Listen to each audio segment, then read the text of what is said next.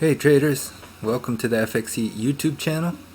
In today's video, I'll show you how to frame a daily bias using multi-time frame analysis. The idea is to be able to enter trades which you can hopefully hold for several days during the week. I will start with the monthly and weekly time frames with existing drawings already on my charts, and then build a daily time frame analysis together with you in this video. Starting with the monthly time frame, you can see the structure is bearish. We broke market structure multiple times, created lower lows and lower highs. In terms of price action, we can see that EU came all the way down, swept sell side liquidity, came into a fair value gap, and thereafter reversed and started a pullback to the upside. And since we can see all the candles have been bullish except for this one candle in February, which was bearish, and zooming in, what you can see is right here we swept internal liquidity, came into a monthly fair value gap, and you can see from the wick that we started a pullback, and this happened just this last Friday. So on this time frame, although structure is bearish, order flow is bullish on all the lower time frames. EU is clearly pushing to the upside, and looking at the fundamentals, I think it can continue further higher. But as we've reacted off a significant level, I wouldn't be surprised if we see EU come down a little lower or consolidate a little before continuing further to the upside. And just a note, there is this monthly sell side liquidity resting below. It could potentially go as low as there, sweep that before pushing back to the upside. Now on to the weekly time frame. You can see that order flow is bullish. It is pushing higher and higher to the upside. In terms of price action, you can see during the middle of February through March, to the beginning of March, EU is consolidating at these lows before one final sweep of liquidity before pushing higher and higher to the upside. EU swept the previous highs, came into the monthly fair value gap that I mentioned before, as well as coming into weekly supply here before reacting and starting to push down. As we took liquidity at the highs, it would make sense for EU to have a reaction off of it. It could just be a small reaction where we see a corrective pullback and continue further to the upside from here, or it could come down lower, whether it's internal liquidity that it goes to seek or the monthly sell side liquidity below. But ultimately, I would like to see EU eventually reverse and continue further to the upside. Significant levels to monitor are going to be the sell side liquidity that I mentioned resting below, as well as the volume imbalance that we have above, both of which could see a significant reaction when price reaches or fills those areas. And one thing to mention, there is there is divergence between EU and DXY. Let me break up both charts so you can see. So what you can see is here, EU is creating higher highs and failing to create lower lows, while on DXY it's the opposite that's happening. It's failing to create lower lows and creating higher highs on the pullbacks. This indicates that euro is stronger than the dollar, giving more confluence for EU to continue further to the upside. Now on to the most important part of this video. I will go to the daily time frame and show you how I mark my charts. We can see that EU is bullish. EU is creating higher highs and higher lows, We broke the previous highs, and with confluence with the higher time frames, we can expect EU to pull back before pushing higher to the upside. So now what we need to do is mark our chart with all the significant levels to monitor, to look for reactions and potential reversals to enter our trades that we can potentially hold throughout the week. So first things first, we need to mark our charts with the premium and discount arrays. So first, starting with the last leg. So this will be the premium and discount levels of the last leg. So assuming that the last leg holds, then we would like to see price go below the 50% into discount, potentially somewhere at the OT levels in this range before reversing and pushing to the upside. The second level that we want to monitor, or the second premium array that we want to monitor, is the entire weekly range. So as I said before, we could see a corrective pullback into the last, somewhere within the last leg before reversing and pushing to the upside, or we could see a bigger pullback, taking liquidity in the bigger weekly range. So maybe here, potentially here, before reversing and pushing to the upside. And then the other scenario I could see is we could sweep the weekly low, sweep the monthly sell side liquidity, and then reverse and push to the upside. So for that, we don't have a premium and discount array. We would just have to monitor to see the reaction once the low goes, if it goes. Okay, so next, what else do we see on this chart? So first of all, we have to keep in mind that we do have our daily supply here. So one scenario we could see is price to push down a little lower, come back into the daily supply, and then push down lower. So we need to keep in mind where our daily supply is. We need to mark our fair value gaps. So we can clearly see a fair value gap here. So price has already come into the fair value gap and already reacted off of it. So it broke this low right here, and then after that reacted off of it and pushed up.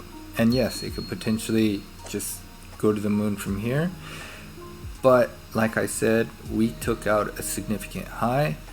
I would expect price to come down a little lower, so that's why I'm going to mark my chart and look for all the significant levels that price could potentially come to before reversing.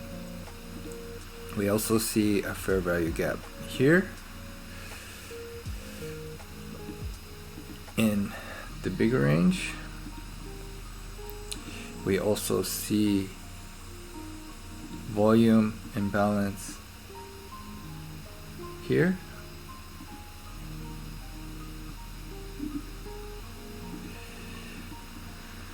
What else do we see?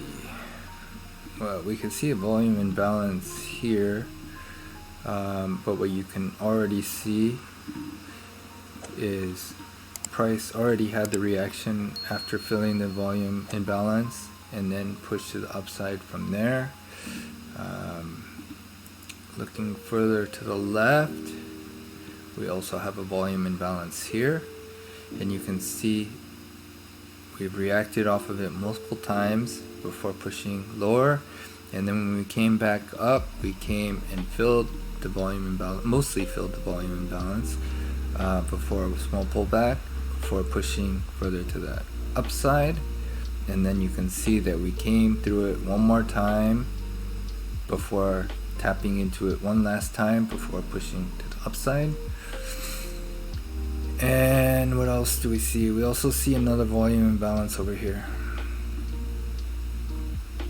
So the volume imbalance here, you can see that we've had, sorry, let me label this one.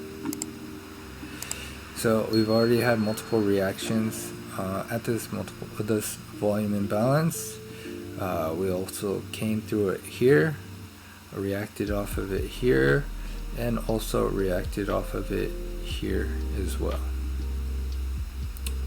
Not perfectly, but you can see it came really close, at least the bodies, into this volume imbalance before pushing to the upside. So, is there anything else that we see on this chart that we need to monitor? Well, there's a fair value gap here that you can see we already had reactions off of. So a fair value gap was filled, pushed up, tapped back into it before pushing to the upside.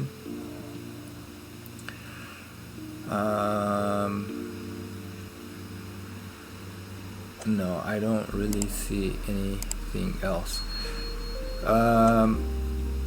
Okay, so now let's mark our demand zones where we have order blocks created.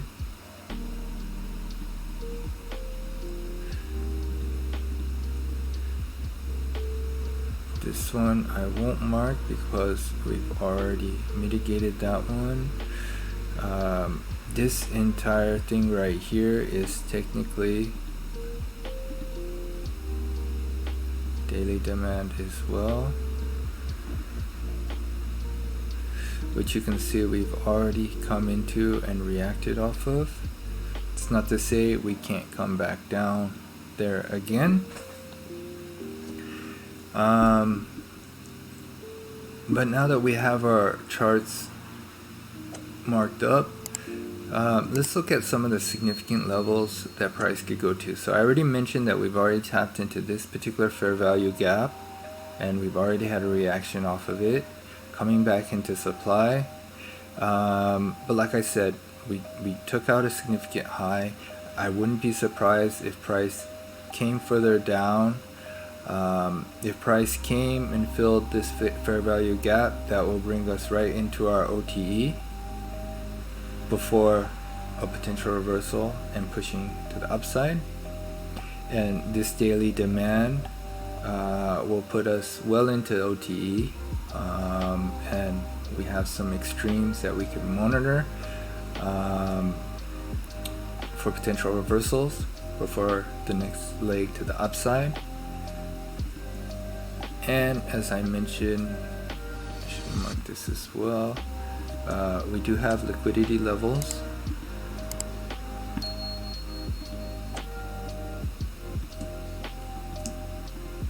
That we should be monitoring as well.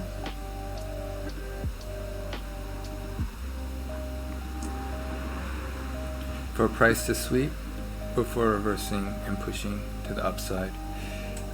So as you can see, there's no internal liquidity created in this area, but there is internal liquidity here. I mentioned this demand has already been mitigated, but what we can see is, yes, it's been mitigated, but we do have sell side liquidity here. So potentially it could sweep this sell side liquidity, maybe even this sell side liquidity as well, come deeper into demand, maybe even into this fair value gap, this balanced fair value gap, before reversing and pushing to the upside. And that will bring us close to OTE, at least a 618 fib of the overall weekly leg or the weekly range before a potential reversal to the upside. So anyways, I think I've marked all the levels that I will be looking for. As I said, we could see a small retracement before a reversal, which could happen from where it's at right now. It could come a little deeper into this fair value gap. It could come into daily demand. It could also, and that's for this daily leg, by the way. It could also go below the daily leg and come into the weekly leg, sweeping the sell side liquidity, go into the premium of the weekly leg by sweeping these levels of liquidity, coming into daily demand here, maybe come back into the balanced fair value gap here before reversing, or maybe even coming lower into this fair value gap, maybe even filling the volume imbalance here, which would be perfect for OTE for the weekly leg before reversing and pushing to the upside. So those are the scenarios I can see for now. I mean, honestly, I have no idea what to expect in the coming week. All we can do is mark our charts with the significant levels to monitor and see how we react from those levels. And if we get a reversal, then enter our trades to try to take it up to ultimately break these highs and fill this volume imbalance here. So that sums up today's video explaining how to frame a higher time frame bias using multi-time frame analysis. As I mentioned, I would like to see a pullback and ultimately EU to continue to push higher to the upside. I did not go into any of the lower time frames in this video, but ultimately those are the ones that you should also be marking in the same way and monitoring, especially at the London and New York kill zones for your intraday trades, and like I said, hopefully longs that you can continue holding for multiple days. I hope you guys found this video useful. I don't expect to continue doing videos on a regular basis from now on, but we'll try to put one out from time to time. It'd be nice if you can comment below with your thoughts on the markets, as well as any comments or disagreements with my analysis. And enjoy the rest of the weekend, and good luck trading next week. Peace. Hey, you made it to the very end. Thanks for that. If you could do me one more favor and click the like button and subscribe if you haven't already, it'll allow the YouTube algos to kick in and help this channel grow. Thanks again. Cheers.